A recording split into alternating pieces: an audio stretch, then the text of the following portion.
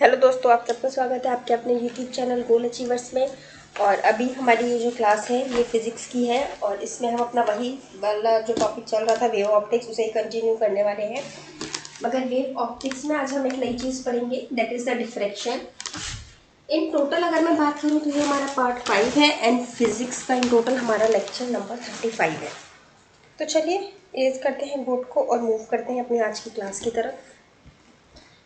एक second, let me clear the canvas. Okay guys, तो आपको मैं थोड़ा सा एक ओवरव्यू दे देती हूँ। लास्ट हम क्या क्या पढ़ चुके हैं। हम इंटरफेरेंस पढ़ चुके हैं, ठीक है। इसके बाद हमने पढ़ा था यंग डबल स्लिट एक्सपेरिमेंट। इसमें हमने constructive wave, destructive wave and आपका ब्राइट फ्रिंज, आपका डार्क फ्रिंज, फ्रिंज विथ, ये काफ़ी चीज़ें हमने इसमें देखी थी। उस पर बेस मैंने आपको एक दो न्यूमेरिकल भी करवाए थे थोड़ा बेटर अंडरस्टैंडिंग के लिए। आज हम इसी इंटरफेरेंस से ही रिलेटेड अपने आज के थोड़े से अगले टॉपिक पे चलते हैं। ये है इफेक्ट ऑफ थिन फिल्म्स। उसके बाद हम अपने डिफ्रेक्शन पे मूव करेंगे। पहले ये एक छोटी सी चीज़ है, इसको देख लें। इसका सिर्फ फॉर्मूला इंपॉर्टेंट है बस, लेकिन फिर मैं आपको बता देती हूँ कि ये थिन फिल्म हम कहाँ पे इंसर्ट करते हैं और इससे क्या फ़र्क पड़ता है। देखिए guys, young double slit experiment जो हमने देखा था उसमें हमने क्या देखा था, हमारी इस तरह से सिलेक्ट होती थी, ये आपकी स्क्रीन होती थी, ठीक है। ये आपका यहाँ पर सेंटर फ्रिंज बनता था, यहाँ से एक वेव जाती थी ऊपर। सिमिलरली हमने यहाँ से एक पॉइंट लेके यहाँ पर जाता था, मीट करता था। इसको S1 S2 यहाँ पे P दे देते थे। एंड इसी तरह यहाँ पर भी हमारी एक वेव आती थी जो आपकी सेंटर में सेंट्रल ब्राइट फ्रिंज बनाती थी। सेंटर वाली हमेशा कैसी होती थी, ब्राइट होती थी, मैंने आपको बताया था, ठीक है। अब क्या होता है कि अगर सपोज मैं इनके बीच में यहाँ पर क्या करती हूँ, एक कुछ यहाँ पर एक स्लैब लगा देती हूँ, थिकनेस, मतलब सपोज ये एक स्लैब लगा दिया मैंने जिसकी थिकनेस कितनी है, T है।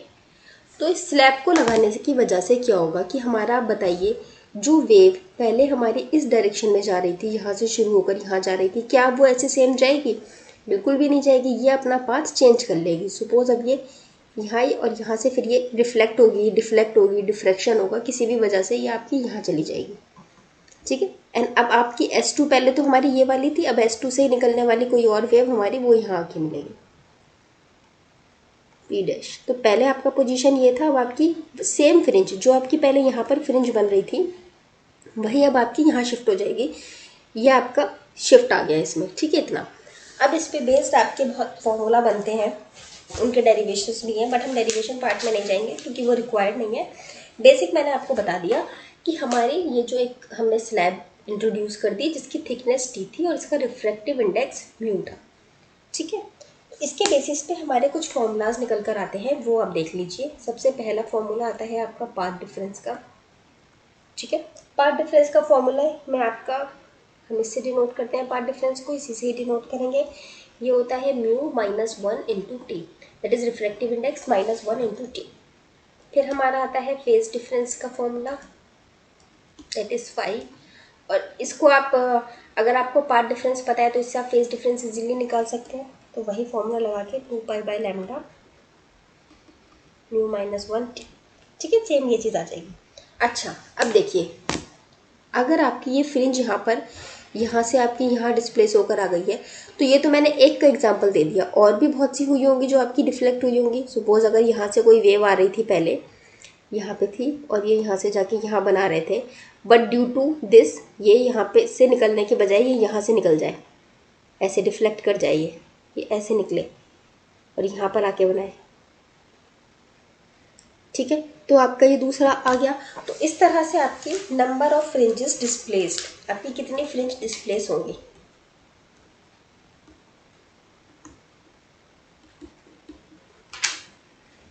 कितनी डिस्प्लेस हो जाएगी आपकी। इसको मैं कैपिटल N से डिनोट करती हूँ, म्यू माइनस 1 टी अपॉन में लैम्डा, ओके। ये आ जाएगी आपकी नंबर ऑफ फ्रिंज में डिस्प्लेस्ड। और सबसे इम्पॉर्टेंट फॉर्मूला जो यहाँ पर, जिसमें से क्वेश्चन ज़्यादातर पूछा जाता है, that is the distance of shifted fringe from central fringe, ठीक है। ये डिस्टेंस, इसको मैं एक्स एन ही बोल देती हूँ, ठीक है। ये जो हमारे ये गैप आया है ना, इसको मैं एक्स एन ही बोल देती हूँ। तो ये कितना आ जाएगा आपका, एक्स एन आ जाएगा आपका D mu minus one T upon में डी। अच्छा, डी और स्मॉल डी आपको याद है ना क्या था, जहाँ हम पूरी खिचड़ी पकाते हैं वो होता है कैपिटल डी, और इसमें हमने इतना काम किया इसलिए इसको हम ऊपर भी रख देते हैं, और दोनों स्लिट के बीच का डिफरेंस स्मॉल डी, ठीक है। तो दीज आर द फॉर्मूलाज। और एक फॉर्मूला अगर आपको याद हो तो, फ्रिंज विथ का फॉर्मूला अगर आपको याद हो, जो हमने पहले पढ़ा है फ्रिंज विथ का, वो तो आपका वही रहेगा ना, क्योंकि अब अगर ये शिफ्ट हुई है, अगर सपोज मान लीजिए यहाँ से एक वेव आपकी ऊपर शिफ्ट हो गई, तो आपकी यहाँ से भी और ऊपर यहाँ आ जाएगी, यहाँ वाली आपकी यहाँ आ जाएगी, यहाँ वाली आपकी यहाँ आ जाएगी, इनके बीच का गैप तो बराबर ही रहेगा, तो आपका फ्रिंज विथ तो वही रहा, तो ये डी लैम्डा बाई डी होता है। यहाँ से आप कोई भी एक वैल्यू निकाल के उसकी जगह बीटा की फॉर्म में पुट कर सकते हो। सपोज आप लैम्डा की जगह पुट कर दें, क्या जिसकी भी जगह आप चाहें वहाँ पे आप पुट करके इसमें पुट कर सकते हैं। और अगर सपोज आपको विथ ये दिया हो और बाकी आपको जो भी चीज़ें गिवन हो उसके हिसाब से आप सॉल्व करके निकाल सकते हैं। लेकिन लैम्डा तो हमें इस फॉर्मूले में भी नहीं है, तो हम इस बी डी की जगह रख देते हैं। तो हम अगर ये लिख देते हैं small d equals to d lambda upon में बीटा, इसको हम इधर पुट कर सकते हैं। तो इधर पुट कर देंगे तो हमारा एक्सन कितना आ जाएगा, बीटा ऊपर चला जाएगा, नीचे तो ऊपर चला जाएगा, lambda mu minus one T. D मैंने क्यों हटा दिया, क्योंकि नीचे भी डी आ जाएगा आपका, ये सॉरी लैम्डा नीचे आएगा, आई एम सॉरी, ऊपर तो ये सिर्फ बीटा आएगा और नीचे डी लैम्डा आएगा, और एक ये डी यहाँ पर था, ये भी यहाँ पर लग दो, ये दोनों कैंसिल हो जाएंगे, तो फाइनली रह जाएगा बी लैम्डा, ये फॉर्मूला हो जाएगा आपका। Okay, so this is the distance आपका, सॉरी डिस्टेंस आपका बिटवीन द, मतलब जो शिफ्ट हुआ है उसके बीच में और जो ओरिजिनल था उसके बीच का डिफरेंस आपका ये आएगा। Guys give me a minute only, let me put my laptop on charging, क्योंकि चार्ज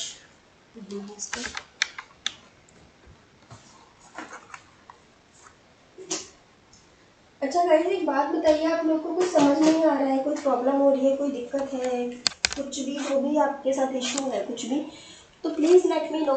क्योंकि व्यूज़ मैं देखती हूँ, व्यूज़ तो बहुत कम रहते हैं ना, तो इतने सारे बच्चे टेलीग्राम पे ज्वाइन हैं और इतने कम बच्चे देख रहे हैं, तो फिर या तो समझ नहीं आ रहा है फिर आप लोगों को, और अगर ऐसा है तो बताइए, तो फिर मैं कुछ और इम्प्रूव करूँगी चीज़ें।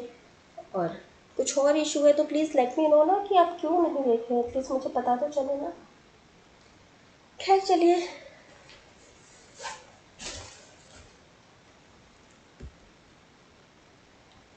एक सेकेंड।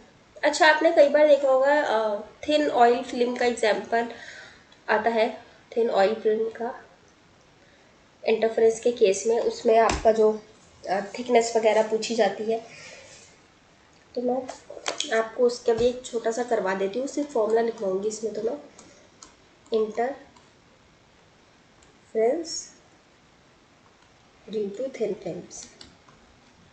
अब ये थिन फिल्म क्या होती है, देखिए कई बार आपने देखा होगा आपका पानी होता है, ठीक है, पानी में बबल्स बनते हैं, तो वो जो बबल ऐसे उठ के आती है ना ऊपर, पतली सी लेयर बबल की, दैट इज द वो थिन फिल्म, उसके थ्रू जो इंटरफेरेंस होता है, रिफ्लेक्शन होता है, उसके बारे में यहाँ बात करी जाती है, ठीक है। आपने देखा होगा, अगर आपने ज़्यादातर ऑयल के केस में शायद आप लोगों ने देखा हो, अगर ऑयल की ऐसी पतली सी लेयर अगर आपने कभी देखी होगी, तो उसमें आपको बहुत सारे कलर्स नज़र आते हैं, तो that is due to the reflection.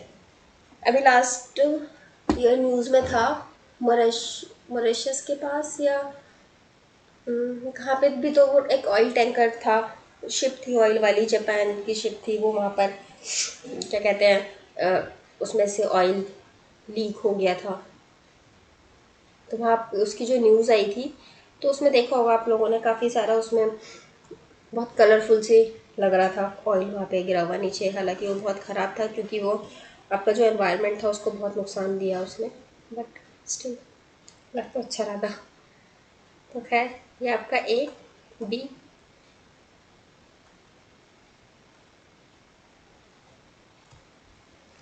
अभी आप टेंशन मत लीजिए कि मैम ये क्या बना रही हो, मैं भी आपको ये सब समझाऊंगी, ठीक। So relax.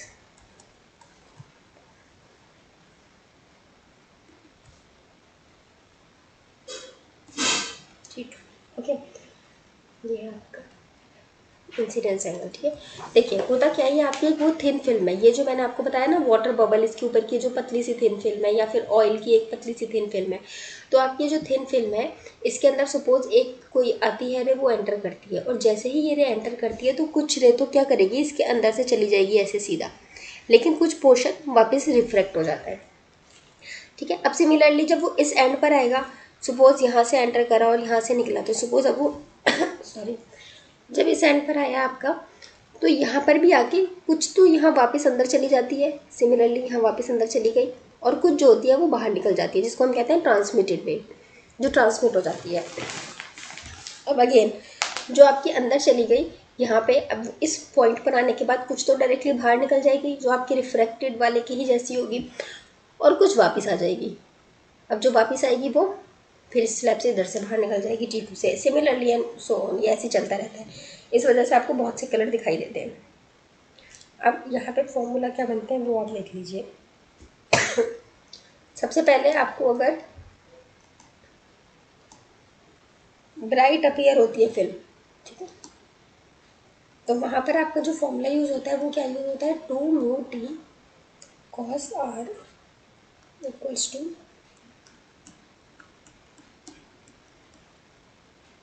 ठीक है, सॉरी अब मैं बता देती हूँ इसमें क्या क्या डिनोट करता है। म्यू हमें पता है क्या होता है, हमारा रिफ्रैक्टिव इंडेक्स, ठीक है। टी क्या है हमारी, ये जो हमारी थिन स्लैब है इसकी थिकनेस, ये थिन ही होती है, लेकिन अभी समझाने के लिए आपको इतनी बड़ी बनाई गई है, ये बहुत थिन होती है। अच्छा आर क्या है, ये आर, ये है आपका रिफ्रैक्टिव एंगल,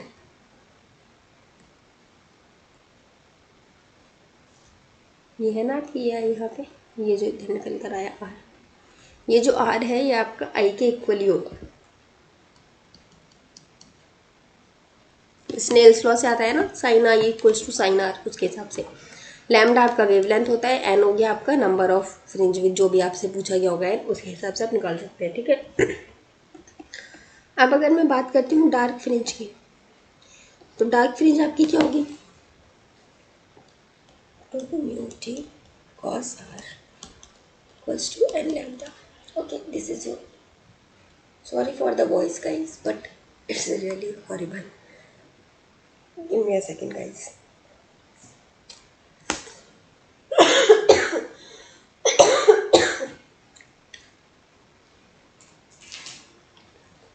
सॉरी गाइज, वो असल में होता है ना, आपकी तबीयत जब ज़्यादा ख़राब हो तो उसके आफ्टर इफ़ेक्ट्स काफ़ी दिन तक रहते हैं। खैर फिलहाल तो तबीयत ही पूरी तरह सही नहीं हुई है, बट बेहतर है पहले से। I can take your class, that much better है अभी। मैं अंडरलाइन कर बॉक्स में डाल देती हूँ ताकि it will be easy for you to collect which one is the formula, okay. अच्छा कई बार आपसे पूछा जाता है मैक्सिमा मिनिमा क्या होता है। अब लाइक ये वाली ये जो आपका ट्रांसमिटेड हो गई ना, ये जो वेव आपकी बाहर निकल कर आ गई, ट्रांसमिटेड हो गई, जो यहाँ बाहर निकल कर आई, ये वाली वेव या ये वाली वेव आपका CT1 या फिर ET2, ये जो बाहर आ गई वेव सी होती है ट्रांसमिटेड वेव, इनके केस में बनता है आपका मिनिमा एंड मैक्सिमा। और ये क्या होता है, ये अपोजिट होता है ब्राइट और डार्क फ्रिंज के। जनरली हमें क्या पता होता है कि मैक्सिमा जो होता है जहाँ पर, वहाँ पे हमारी ब्राइट फ्रिंज बनती है, क्योंकि वहाँ पे लाइट की इंटेंसिटी ज़्यादा हो जाती है। लेकिन ट्रांसमिटेड के केस में मैक्सिमा में आपका ये वाला फॉर्मूला आ जाता है आपका डार्क फ्रिंज वाला। मैं फॉर्मूला लिख देती हूँ, हालांकि ये इतना इम्पोर्टेंट नहीं है, बट यू नेवर नो, कुछ भी पूछा जा सकता है अगर ये सिलेबस में है चीज़, तो इसीलिए मैं आपका ना कुछ छोड़ना नहीं चाहती हूँ।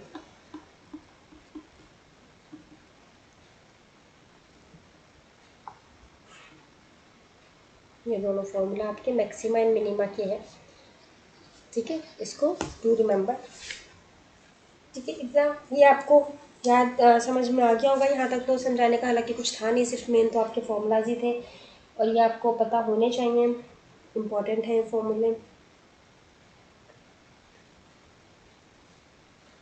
एक सेकेंड, मैं इसको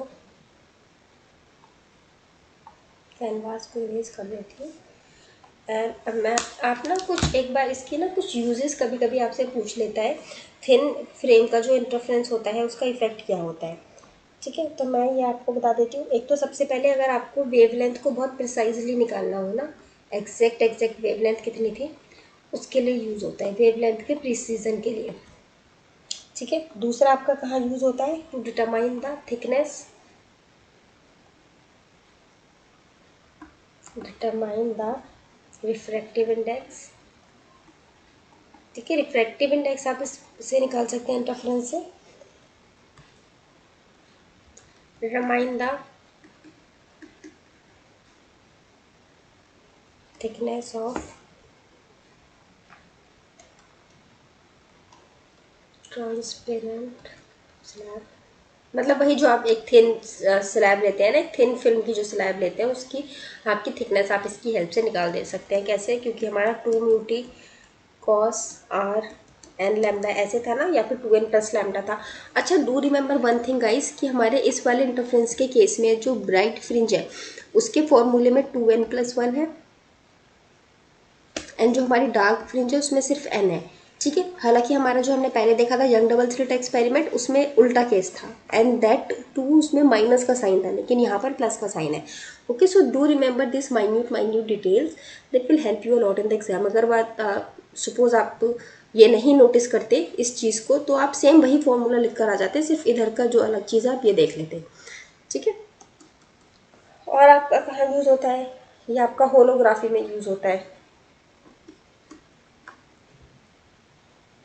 3D इमेज को प्रोड्यूस करने के लिए। तो ठीक है, these are the few usages of this thing. बाकी और कुछ है थोड़ा बहुत माइन्यूट डिटेल्स, और एक दो फॉर्मूला है, लाइक एक फॉर्मूला मैं आपको और बता देती हूँ, that is two very important formula. ठीक है, बट इसका अलग से कोई डेरिवेशन या कुछ फिगर विगर नहीं बनेगा।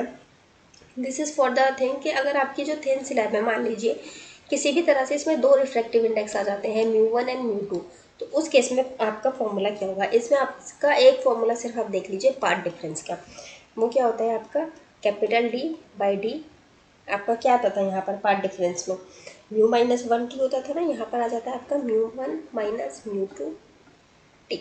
इसकी हेल्प से आप फेस डिफरेंस भी निकाल लेंगे और बाकी चीज़ें भी आप इजीली निकाल सकते हैं। एक और देख लीजिए, अगर आपका ब्राइट फ्रिंज है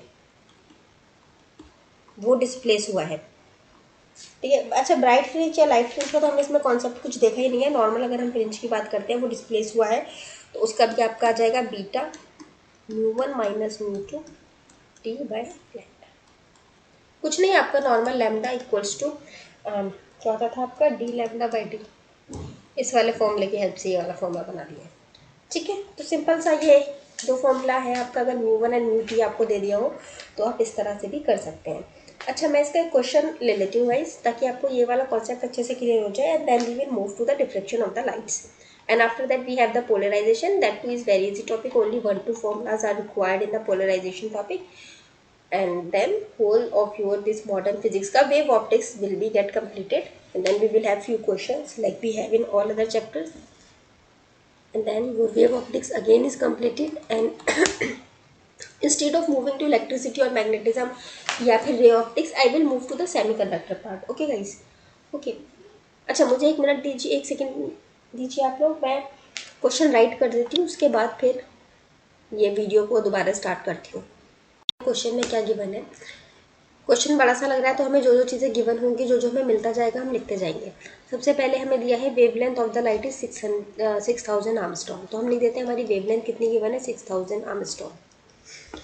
उसके बाद हमें क्या गिवन है, incident on a thin glass plate, मतलब थिन ग्लास प्लेट पर अगर इंसिडेंट हुई है तो प्लेट की थिकनेस की बात ज़रूर आएगी। और साथ में क्या कहा गया है आपसे, रिफ्रैक्टिव इंडेक्स इज़ 1.5, जो थिन ग्लास पर पड़ा है उसका रिफ्रैक्टिव इंडेक्स कितना है, 1.5। And then the angle of reflection, angle of reflection क्या होता था, आर बताया था ना मैंने आपको, कितना दिया है, 60 डिग्री, तो चलिए ये भी लिख देते हैं 60 डिग्री। ठीक है, उसके बाद आपसे पूछा गया है स्मॉलेस्ट थिकनेस। अब ये स्मॉलेस्ट लार्जेस्ट में कंफ्यूज मत होना, थिकनेस दिया है, दैट मीन्स आपसे टी पूछा गया है। ठीक है, कब पूछा गया है आपसे, अपीयर डार्क बाई रिफ्लेक्शन, जब आप वो डार्क अपीयर होगी तब, और जब आपका ब्राइट हो रहा होगा तब भी, मतलब दोनों केसेस में आपको बताना है।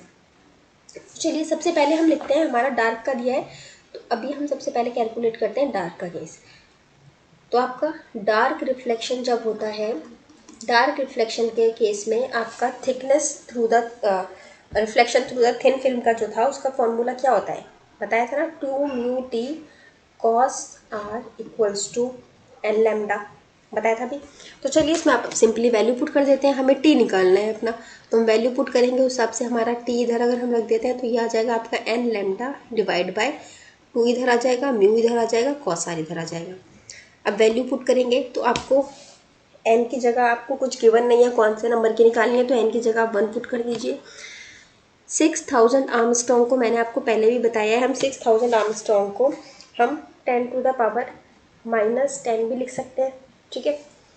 बाकी इसको कट करके ये 6 इंटू 10 टू द पावर -7 भी लिखा जाता है, बट हम यही लेके चलेंगे, ओके, क्योंकि कई बार ना ऊपर नीचे कुछ कुछ कट जाने का स्कोप रहता है, तो इसीलिए हम अभी से नहीं हटाएंगे। Into 1.5 into cos r, r कितना है 60 डिग्री, ठीक है।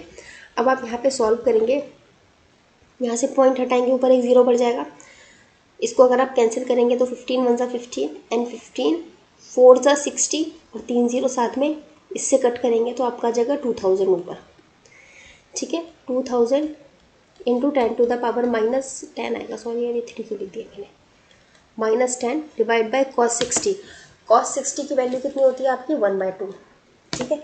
1/2 आपने पुट कर दिया और फिर 2 अब आपका ऊपर चला जाएगा, तो फाइनली आपका आंसर कितना आ जाएगा 4000 into 10 to the power -10 metre. चाहे तो आप इसको लिख सकते हैं 4 into 10 to the power -7 metre, ये ज़ीरो इधर कैंसिल हो जाएंगे, तो उस हिसाब से ये आंसर आ जाएगा, ठीक है। अब अगर आपसे ब्राइट फ्रिंज भी पूछा गया है, तो इसके लिए आपको सबसे पहले ब्राइट फ्रिंज का फॉर्मूला पता होना चाहिए, चलिए हम वो भी कर लेते हैं।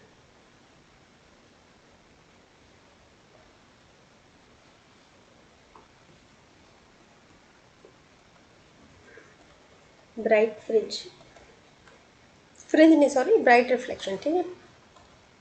क्या फॉर्मूला होता है इसका, 2μt cos r, यहाँ तक सेम होता था, इधर आगे वाले टर्म में चेंज आता था, क्या चेंज आता था 2n प्लस, ये ध्यान रखना प्लस आता है, +1 इंटू लैम्डा, ये वैल्यू आती थी। अब इसमें भी अगर आप टी निकालेंगे तो टी को इधर रख दीजिए और बाकी सब कुछ इधर आ जाएगा, 2n + 1 इंटू लैम्डा अपॉन में 2μ cos r।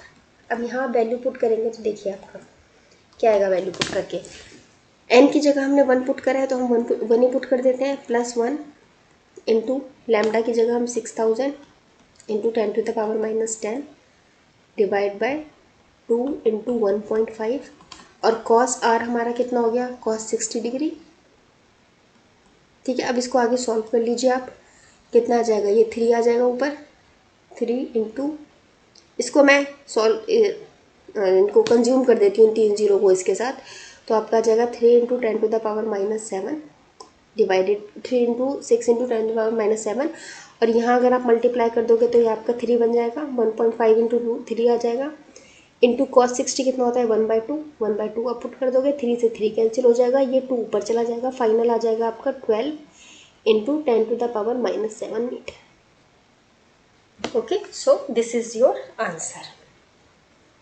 मैंने आपको दोनों फॉर्मूला रख के करा दिए हैं, ठीक है। अब इसके बाद हम मूव करते हैं अपने दूसरे टॉपिक की तरफ, that is the diffraction. Let me raise the canvas guys.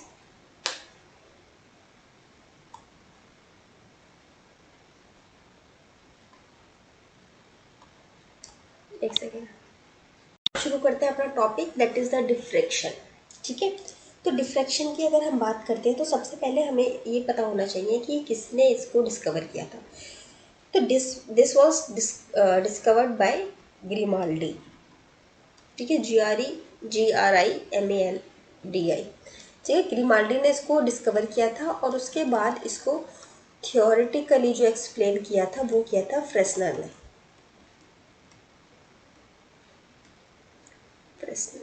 L last, okay, फ्रेस्नर ने, ठीक है। ये दो चीज़ें ये थी। अब आपको चलते हैं सबसे पहले हम इस पॉइंट पे कि डिफ्रैक्शन होता क्या है, before going towards the formulas the experiment, हम वो सब पढ़ें, उससे पहले वी हैव टू नो कि व्हाट इज द डिफ्रैक्शन, ठीक है। अगर हम बात करते हैं डिफ्रैक्शन की, तो पहले मैं डेफिनेशन लिख देती हूँ ताकि यू पीपल कैन, जब भी आप रिवाइज करेंगे ना, you people can easily revise the things from the proper notes. अगर मैं आपको डेफिनेशन लिख के दे दूँगी, सिर्फ समझा दूँगी, तो फिर जब आप रिवाइज करेंगे तो भूल जाएंगे कि क्या समझाया था। Bending of light rays from sharp bending of light rays from sharp edges of an opaque पता है ना, जिसमें से आर पार कुछ नहीं दिखता। एक होता है ट्रांसपेरेंट लाइक ग्लास, फिर एक होता है ट्रांसल्यूसेंट, आप कह सकते हो फॉग, फिर एक होता है आपका ओपेक, आप कह सकते हो वुड।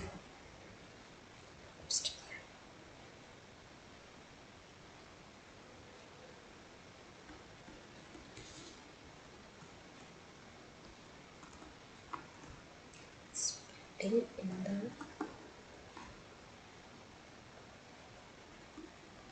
ज्योमेट्रिकल शेडो क्यों कहा जाता है वो भी मैं भी आपको बताऊंगी, ठीक है। शेडो रीजन,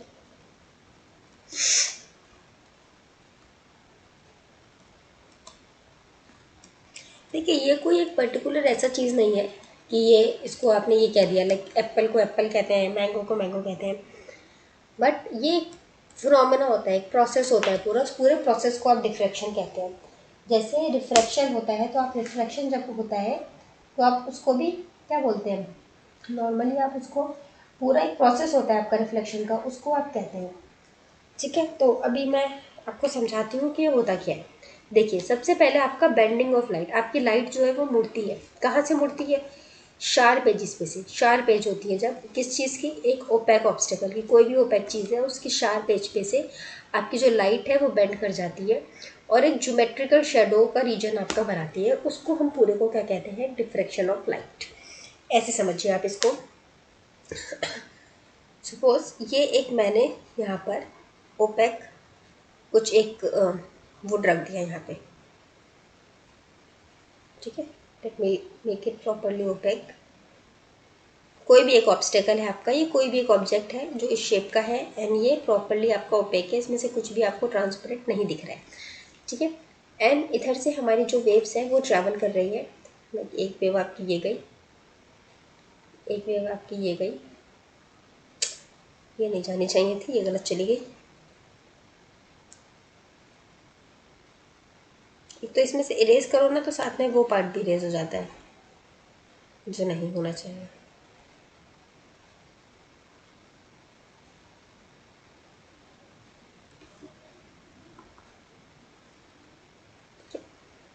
ये आपकी वेव्स जो है वो ट्रैवल कर रही हैं इधर,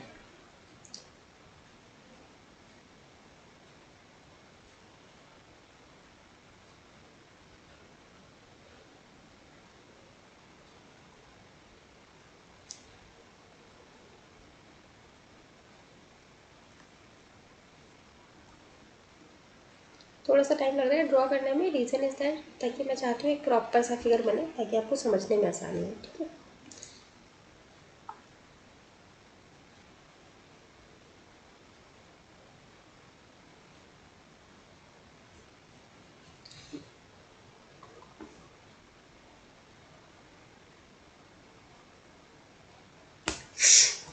देखिए दिस इज द थिंग, ठीक है। आपकी लाइट क्या हुई, आपकी ये लाइट जा रही थी अच्छा खासा इस स्क्रीन पर, यहाँ पर आके टच हो रही थी, इस स्क्रीन पे यहाँ पे आके टच हो रही थी आपकी लाइट, मगर क्या होता है ये बीच में एक आ जाता है आपका ऑब्स्टेकल, ठीक है। ये ऑब्स्टेकल है आपका ओपेक। अब जब ये ऑब्स्टेकल आ जाता है तो जो आपका बिल्कुल लाइट वेव यहाँ से जा रही थी, जो इसके बिल्कुल कॉर्नर पे टच होती है, वो आगे क्रॉस नहीं करती है और वो आपका बेंड कर जाती है, ठीक है। और सिमिलरली इस तरफ से भी आपकी जो लाइट आ रही थी वो आगे क्रॉस नहीं होती है, बेंड कर जाती है और बेंड करके आपका इस तरह की शेप में बना लेती है। इससे क्या होता है आपका यहाँ यहाँ यहाँ यहाँ पर आपको लाइट नज़र आएगी, यहाँ यहाँ लाइट नज़र आएगी और यहाँ पर आपको लाइट नज़र नहीं आएगी, क्योंकि आपकी देखिए यहाँ से जो लाइट आ रही है उसको तो ये रोक लेगा।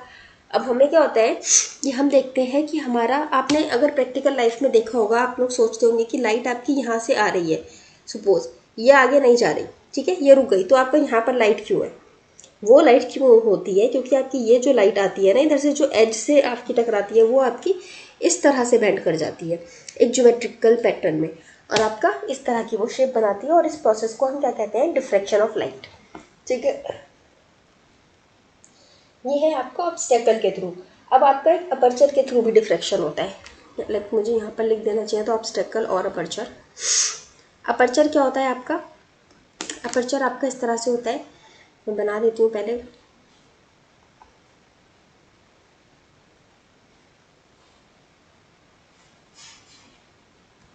दिस इज अ शीट, ठीक है, and you have a hole here.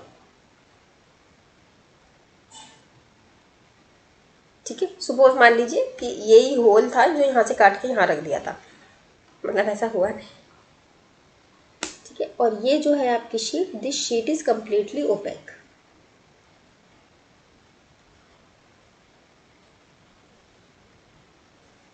This one is the opaque sheet, so I am just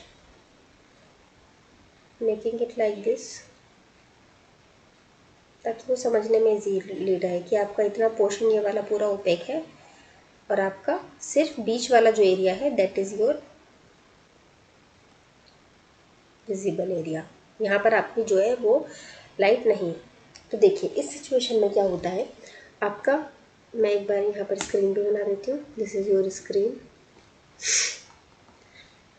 and suppose आपकी यहाँ से वेव आ रही है, ये आपकी वेव आई यहाँ पे टकरा गई, ये वेव आ रही है।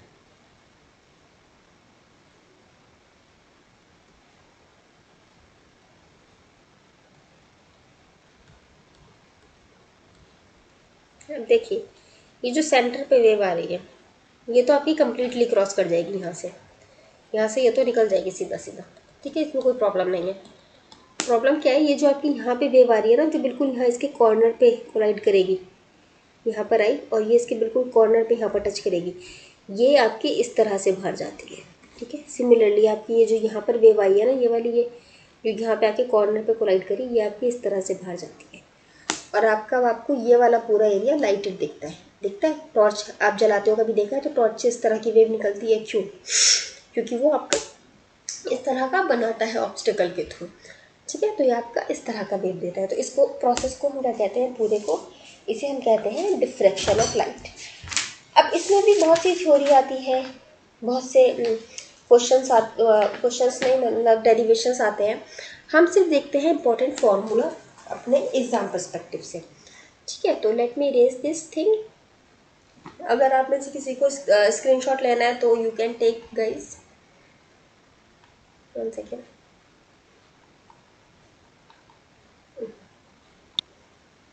चलिए गाइज, अब जब हम बात कर रहे हैं डिफ्रैक्शन की, तो अभी हम सबसे पहले बात करते हैं इसमें फ्रोनर डिफ्रैक्शन की।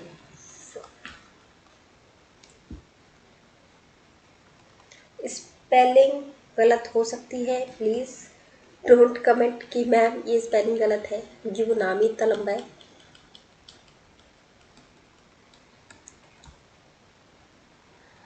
फ्रोनर डिफ्रैक्शन, ठीक है। अब फ्रोनर डिफ्रैक्शन क्या होता है, देखिए गाइस, जब आपका ये जो डिफ्रैक्शन का जो मैंने भी आपको फिनोमेना बताया पूरा, इसमें सपोज ये जो आपका ऑब्स्टेकल था, आपके ऑब्स्टेकल से आपका सोर्स और आपकी जो स्क्रीन है वो दोनों ही बहुत ज़्यादा डिस्टेंस पर होते हैं। ठीक है, मैं प्रॉपर डेफिनेशन नहीं लिख रही हूँ, बहुत ज़्यादा डिस्टेंस पे होते हैं, मतलब इनफाइनाइट डिस्टेंस पे होते हैं। तो वहाँ आपका ये जो होता है फ्रोनर डिफ्रैक्शन चलता है और इसके फॉर्मूला यूज होते हैं। ठीक है, क्वेश्चन में अगर आपको इनफाइनाइट डिस्टेंस लिख कर दे देगा तो आपको फ्रोनर डिफ्रैक्शन यूज़ करना होता है। ठीक है, इसके मैं एक आपको इमेज मतलब एक पिक्चर बना देती हूँ, फिर उसके बाद मैं सारे फॉर्मूलाज भी लिखवा दूँगी। ठीक है, अब देखिए इसमें सपोज आपका ये है सोर्स, एक सेकेंड, ये है आपका सोर्स एस, मैं दे देती हूँ। यहाँ से आपका एक ये है लेंस, इसमें से आपकी स्क्रीन में से लाइट निकली। ठीक है, ये आपके फिर यहाँ पर आ जाती है सिलेक्ट, यहाँ से लाइट क्रॉस हुई, क्रॉस होने के बाद अगेन फिर आपको एक लेंस और मिल जाएगा। इसका सेटअप कुछ इस तरह से रहता है। ठीक है, बाकी पूरा इसका डिटेल आप पढ़ेंगे तो पता लग जाएगा कि किस चीज़ का क्या यूज़ है, कौन से लेंस का क्या यूज़ है। हमारे एग्जाम पर्सपेक्टिव से उतना रिक्वायरमेंट नहीं है, तो मैं वो सब नहीं करवा रही हूँ। यहाँ पर आके मिल जाता है ये ओपे। इस तरह का इसका सेटअप रहता है। ये हो जाएगा मिड पॉइंट। ये जो डिस्टेंस है दोनों स्लिट के बीच में, हमने अभी तक डी पढ़ा है, यहाँ पर आपको शायद वो ए करके दे दे, लेकिन मैं आपको डी ही लिख के देती हूँ। और इस डिस्टेंस को हम बोलेंगे स्लिट विथ। ठीक है, do remember this, slit with अगर पूछता है तो वो ये डी है। या फिर ए से डिनोट कर दूँ ताकि कन्फ्यूजन नहीं हो। चलो मैं ए से डिनोट कर देती हूँ ताकि कन्फ्यूजन ना हो। ठीक है, ए से। ठीक है, this is the slit with. बाकी अब हम चलते हैं डायरेक्टली अपने फॉर्मूलाज की तरफ कि क्या हमारे फॉर्मूला होते हैं। इसमें गाइस कुछ इस तरह से रहता है, लाइक आपका डिफ्रेक्शन हो जाएगा आपका, फिर इस जगह ना बन के वो कुछ ऐसे इधर पर यहाँ पर आएगा, यहीं से अलग होके चलता है वो। But we will not go there because not required for our exam. जितना रिक्वायरमेंट था जिस इमेज का वो मैंने आपको करा दिया है। इसमें हम सबसे पहले पढ़ते हैं path difference for the minima. इसमें मिनिमा मैक्सिमा का कॉन्सेप्ट आता है। Path difference for the minima कितना होगा हमारा, ये होता है हमारा a sine theta equals to 2n lambda by 2। ठीक है, लैम्डा इज वेवलेंथ होती है हमारी, एन हो जाएगा नंबर ऑफ वेवलेंथ, और साइन थीटा हो जाएगा हमारा जो भी नंबर का ये अपना वेवलेंथ लिया उसके हिसाब से अपना जो भी एंगल बनता है। और ये एंगल आपका कहाँ बनता है मैं वो भी आपको बता देती हूँ। हमारा ना यहाँ से, ये मैं बता रही हूँ ना, जो एक्स्ट्रा वेव बनकर आती है ये वाली, ये यहाँ से बैंड होती है आपकी सिमिलरली आगे से, और इसका बैक पीछे से यहाँ पर रहता है कहीं, ये ऐसे का। तो ये जो एंगल यहाँ से जहाँ से मुड़ जाती है इधर, ये जो स्लिट होती है ना, स्लिट पे जहाँ पे मुड़ जाती है, दैट इज द एंगल यहाँ पर थीटा बनता है। एग्जाम में आपको एक ही एंगल गिवन होगा, आप समझ जाओगे, इससे कोई कंफ्यूज होने का नहीं है अपनी तरह। ठीक है, सिमिलरली अगर आपसे पाथ डिफरेंस ऑफ मैक्सिमा की बात की जाए तो उसको भी आप निकाल सकते हो। A sine theta n equals to 2n + 1 lambda by 2। Okay, ये वाली चीज़ आ जाएगी आपकी।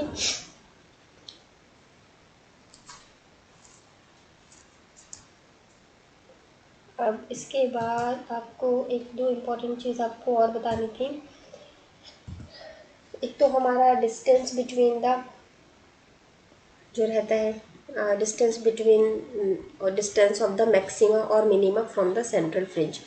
जो सेंट्रल फ्रिंज बनेगी इससे इस मिनिमा या मैक्सिमा जो भी होगा उसके बीच का डिस्टेंस।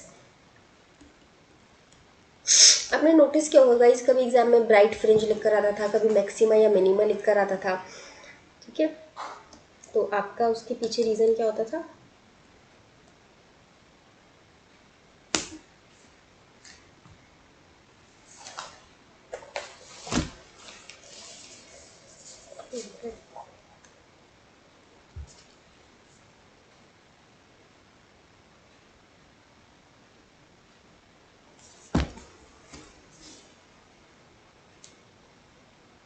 इसका प्रॉपर आप ऐसे लिखो इसको ताकि आपको समझने में भी आसानी हो। डिस्टेंस ऑफ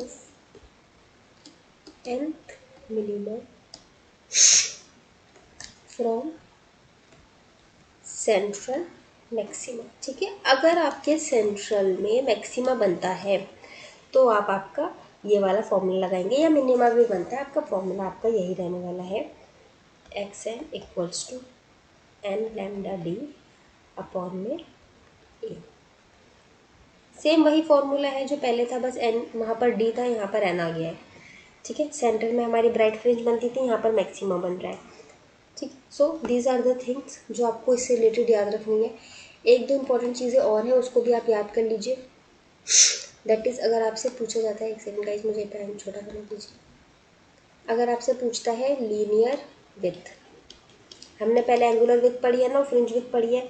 इसमें अगर सपोज आपसे linear width of central maxima पूछ लेता है वो, तो आपका क्या होगा, डब्ल्यू से मैं ये लीनियर विथ को डब्ल्यू से डिनोट कर रही हूँ, पहले हमने बीटा से डिनोट किया है। ये हो जाएगा आपका 2d लैम्डा बाय ए। ठीक है, वहाँ पर हमारा d लैम्डा बाय डी होता था। बीटा क्या होता था हमारा, एक सेकेंड गाइस,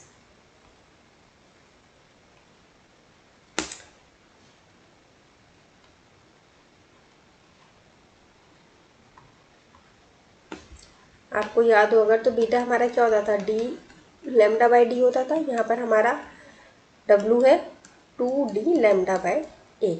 डी की जगह ए आ गया और एक ही 2 एक्स्ट्रा आ जाएगा यहाँ पर। सिमिलरली अगर आपसे एंगुलर विड्थ पूछ लिया जाता है तो हट जाओ भाई, अगर एंगुलर विड्थ पूछ लिया जाता है, इसको हम डिनोट करते हैं थीटा से, तो ये आपका कितना आ जाएगा, थीटा से नहीं डब्लू थीटा कर दो या चलो थीटा से डिनोट कर दो, क्या फ़र्क पड़ता है। थीटा से डिनोट करोगे तो ये आ जाएगा। अच्छा थीटा से नहीं कर सकते गाइस, क्योंकि थीटा हमने पहले एक जगह यूज़ किया है ना, ये हमने थीटा यूज़ करा है, इसलिए हम यहाँ पे थीटा नहीं यूज़ कर सकते। मैं इसको यहाँ से यहाँ लिख देती हूँ, एंगुलर विड्थ को हम डिनोट कर देते हैं डब्लू थीटा से, ठीक है, डब्लू नीचे आ जाएगा। तो ये आपका से क्या होता है, उसी की तरह जैसे वहाँ पर होता था सेम वैसे ही बनेगा। ये भी 2 लैम्डा बाई ए, वो लैम्डा बाई डी बनता था ना वैसे, ठीक है। तो these are the formulas related to the Fraunhofer diffraction, ठीक है। इसमें एक पॉइंट और आपको बताना था जो इम्पोर्टेंट है, एक दो पॉइंट्स वो भी हम देख लेते हैं। Let me erase this. अच्छा गाइज एक चीज़ और याद रखना, ये जो आपने लीनियर विथ निकाली है ना, this is for the central maxima. Shit erase हो गया। This is for the central maxima, लेकिन अगर उसके अलावा और कहीं आता है तो उसका अलग फॉर्मूला रहता है। बताती हूँ मैं भी, इसमें भी आपको ना डिफरेंस ताकि अच्छे से क्लियर हो जाए। एक सेकंड, इसको इरेज कर लूँगा बस कैनवास को, उसके बाद we will move to the topic. देखिए अभी मैंने आपको क्या बताया, मैंने बताया आपको linear width of central maximum, और क्या बताया आपको, angular width of central maximum W theta. इसका फॉर्मूला क्या बताया, 2d लैम्डा बाय ए, और इसका क्या बताया मैंने आपको, 2 लैम्डा बाय ए, ठीक है। अगर आपसे linear width of any maxima या मिनिमा आ जाता है, उसको हम डिनोट अपना बीटा से ही करेंगे, और इसका फॉर्मूला वही होता है xn + 1 - xn, जिसको आप फॉर्मूला पुट करके फाइनली आपका d लैम्डा बाय ए रह जाएगा। वहाँ पे स्मॉल डी आता था, यहाँ पर ए हो जाएगा क्योंकि क्या था हमारा वो स्लिट के बीच का जो गैप था, इसको हमने डी बोला था, यहाँ पर इसको स्लिट विथ बोल दिया है, ठीक है। वहाँ पे भी स्लिट विथ बोला था, लेकिन अब फॉर्मूला डिफ्रैक्शन है तो इसलिए यहाँ पर ए कर दिया ताकि कन्फ्यूजन ना रहे आपको फॉर्मूलाज में। सिमिलरली अगर आप एंगुलर की बात करेंगे, angular width of maxima minima, any maxima any minima, तो आपका बी थीटा लिख देती हूँ मैं, यह आपका हो जाएगा लैम्डा बाय, ठीक है। तो this is the difference. Central का पूछेगा तो ये, और अगर अलग किसी का पूछेगा तो ये, ठीक है। अच्छा गाइस कई क्वेश्चंस में क्या होता है ना, आपको ये जो दिया जाता है फोकल लेंथ के कॉन्टेक्स्ट में दे दिया जाता है।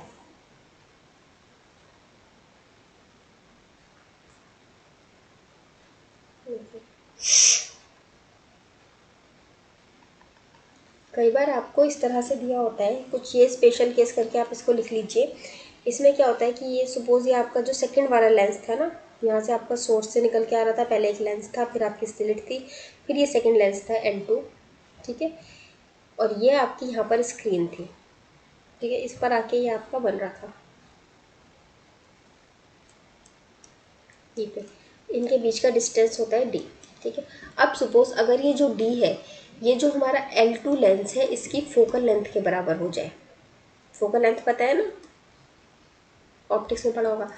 अगर ये जो बीच का डिस्टेंस है फोकल लेंथ के बराबर हो जाता है, तो उस केस में हमारा जो शिफ्ट होता है वो हमारा आता है डिस्टेंस का, फिर जो मैक्सिमम मिनिमा का जो डिस्टेंस बनता है वो आता है n लैम्डा ए, और यहाँ हम कैपिटल D की जगह फोकल लेंथ भी लिख सकते हैं, ठीक है। अगर आपको कभी फोकल लेंथ गिवन हो और डिस्टेंस ना गिवन हो तो समझ जाना आपको इस D की जगह फोकल लेंथ का जो है वैल्यू वो पुट करना है, ठीक है। इसी के हिसाब से आप हर जगह हर फॉर्मूले में, लाइक आपका एंगुलर लीनियर विथ का फॉर्मूला था, उसमें भी आप ये लिख सकते हो 2f lambda by A. Angular width of the central maxima था तो उसमें भी लिख सकते हो, इसमें तो खैर था ही नहीं डी आपका। बाकी और अदर के लिए जो आया था फॉर्मूला, उसमें भी आप लिख सकते हो एफ बाई ए, या आपके जिस भी फॉर्मूले में आपका डी आता है उसकी जगह आप एफ लिख सकते हो, अगर आपसे फोकल लेंथ गिवन होगी इंस्टेड ऑफ डी क्वेश्चन में, ठीक है। तो घबराना नहीं है वहाँ पर, आप उसको ऐसे भी सॉल्व कर सकते हो, ठीक है। बाकी एक दो ये कुछ छोटे छोटे पॉइंट्स और थे, इनको भी आप नोट डाउन कर लीजिए। आपकी जो सेंट्रल विथ होती है ना, जो सेंट्रल विथ हमने निकाली थी, ये जो निकाली है डब्ल्यू, ये जो सेंट्रल विथ आपकी जो निकलती है, width of the central maxima जो निकलती है, डायरेक्टली प्रोपोर्शनल होती है वेवलेंथ के। जिसकी ज़्यादा वेवलेंथ उसकी विथ ज़्यादा। तो इस हिसाब से अगर हम विथ ग्योर की बात करते हैं, हमारा जो रेड कलर है इसकी वेवलेंथ ज़्यादा है, इसकी वेवलेंथ ज़्यादा है, तो इसकी विथ भी ज़्यादा होगी, ठीक है। बाकी इसको आप ना एक पूरा एक एक्सप्रेशन लिख लीजिए, आपकी width is directly proportional to the wavelength, and wavelength is directly proportional to the focal length, and focal length is inversely proportional to the slit width, ठीक है। आपका स्लिट विथ जितना कम होगा, सपोज ये सोर्स था, इससे निकल कर आपका लेंस से निकल कर आई आपकी ये आपका जितना कम होगा उतनी हमारे पास पास की हमको वेव जो है वेव्स मिल जाएंगी। अब जितना पास पास की वेव मिलेंगी वो हमारी उससे उतना ज़्यादा हमारा अच्छा, ये यहाँ पर फोकल लेंथ ज़्यादा उसकी हो पाएगी, कहते ज़्यादा हो पाएगी, और उसी हिसाब से हमारी वेव लेंथ बढ़ जाएगी, और हमारी फाइनली जो है width of the central maxima भी इंक्रीज कर जाती है, ठीक है। सो this is the important expression, do remember that expression.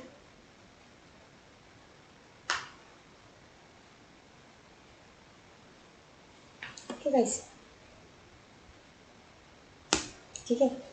इसके बाद अब एक फॉर्मूला और देख लेते हैं, उसके बाद अपना नेक्स्ट टॉपिक है पोलराइजेशन। अभी हम इसका एक क्वेश्चन देख लेते हैं, मैं इसको इरेज करती हूँ बोर्ड पे, then we will move to the question. Time तो ऑलमोस्ट हो गया, तो let me write down the question. Light of wavelength 6000। अच्छा, आप लोग कहते होंगे मैडम बार बार 6000 आर्मस्ट्रॉन्ग क्यों ले लेती हैं। वो क्या होता है ना, एक जो नंबर दुकान पे चढ़ जाता है ना, वही चढ़ जाता है। अभी 6000 चल गया तो 6000 ही चढ़ रहा है।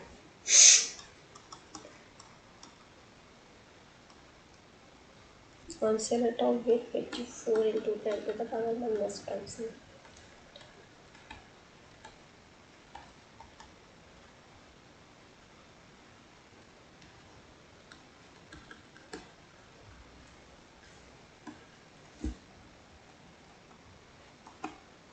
Second minimum is the minima, okay, from central maximum is the maxima, okay. So don't get confused with अगर these words की अगर अलग words दे देते हैं तो कभी आप confuse हो जाओ, no need to get confused, simple सा आपको निकालना है। आपको इस क्वेश्चन में क्या गिवन है,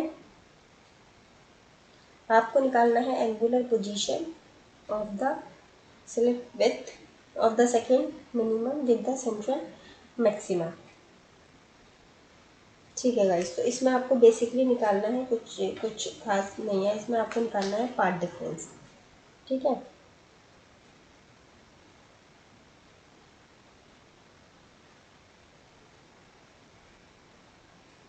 तो पार्ट डिफरेंस का मैंने आपको फॉर्मूला बताया था, nth मैक्सिमा या मिनिमा निकालना होता है, तो ये सिंपल सा आपका होता है a sin theta n equals to n lambda, ठीक है। यहाँ पे 2 और डिवाइड बाय 2 भी लिखा था, उसको आप कैंसिल कर सकते हैं, लेकिन अब यहाँ पर हमारा 2 हो जाएगा। अब ये मैंने ये वाला फॉर्मूला क्यों लिया, एक फॉर्मूला और भी बताया था मैंने आपको,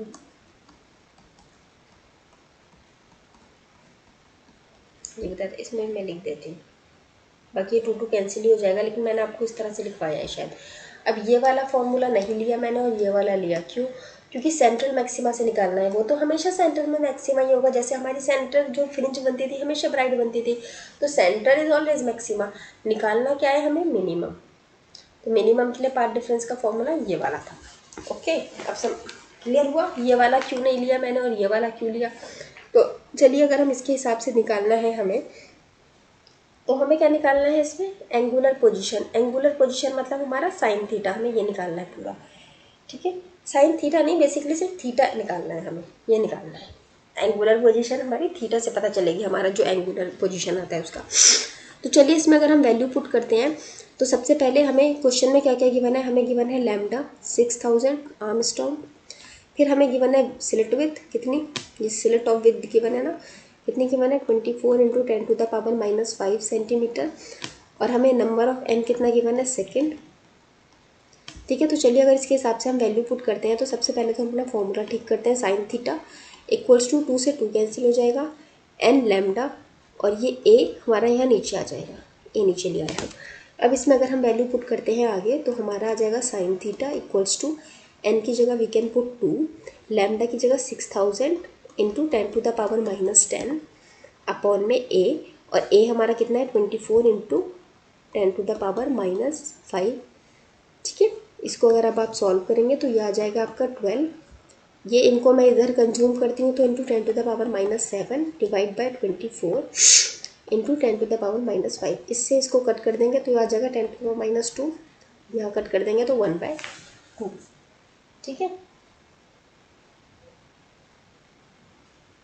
अच्छा गाइस, हाँ ये सेंटीमीटर में गिवन है ना आपको यहाँ पे, इसको आप मीटर में अगर लिखेंगे तो ये आ जाएगा 24 इंटू 10⁻⁻5 इंटू -2। मीटर में, सेंटीमीटर से मीटर में कन्वर्ट करने के लिए 10⁻⁻2 से मल्टीप्लाई करना पड़ता है। तो ये टोटल आपका कितना बन जाएगा 24 इंटू 10⁻⁻7 मीटर, ये बन जाएगा। तो सिमिलरली यहाँ पर भी हम -7 रख सकते हैं,